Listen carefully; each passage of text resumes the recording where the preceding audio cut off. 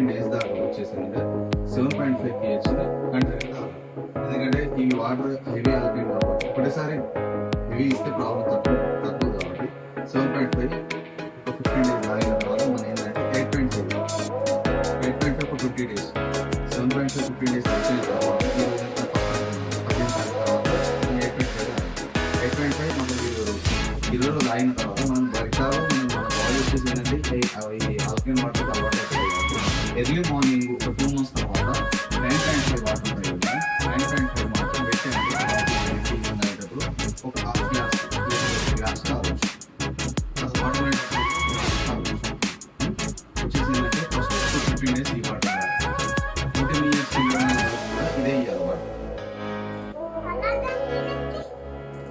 సరే, hydrogen bubbles యాక్చువల్గా మనం వాటర్ ఉన్న దాంట్లో ఓన్లీ ఐనైజర్ వాటర్ తోటే హైడ్రోజన్ చూడండి ఒక నిమిషం. లైక్ దట్ ఏంటంటే మన సోడా ఎలా ఉందో వాటర్ అలా ఉంటుంది. ఈ వాటర్ రెగ్యులర్ తీసుకోవడంలో ఒక 300 రోగాలు ఈజీగా కంట్రోల్ చేసేస్తారు డైరెక్ట్. మేము పెట్టిన పేషెంట్ కి దాదాపు ఏంటంటే 6 months లో థైరాయిడ్ 0 అయిపోయింది. ఒకరికి తర్వాత ఏంటంటే అల్సర్ కూడా క్లియర్ అయిపోయింది సార్.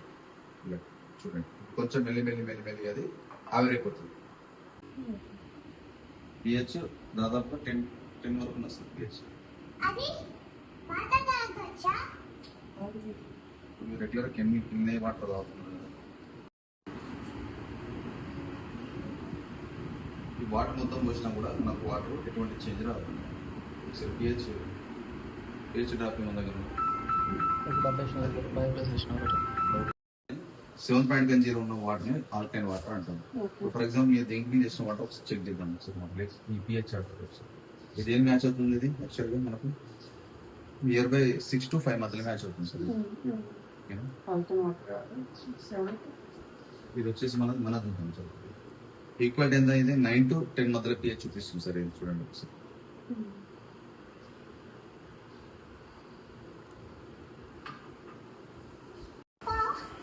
ఎందుకు ఇట్లా చేస్తుందంటే వాటర్ సైజ్ చాలా తక్కువ ఉంటుంది. నార్మల్ గా మన ఆర్ఓ వాటర్ 40 to 50 మైగ్రామ్స్ ఉంటే ఇది వచ్చేసి అంటే 5 to 6 మైగ్రామ్స్ ఉంటుంది. అంటే 40 మైగ్రామ్స్ ఫర్ ఎగ్జాంపుల్ తీసుకుంటే 5 మైగ్రామ్స్ వచ్చి చాలా చిన్నగా.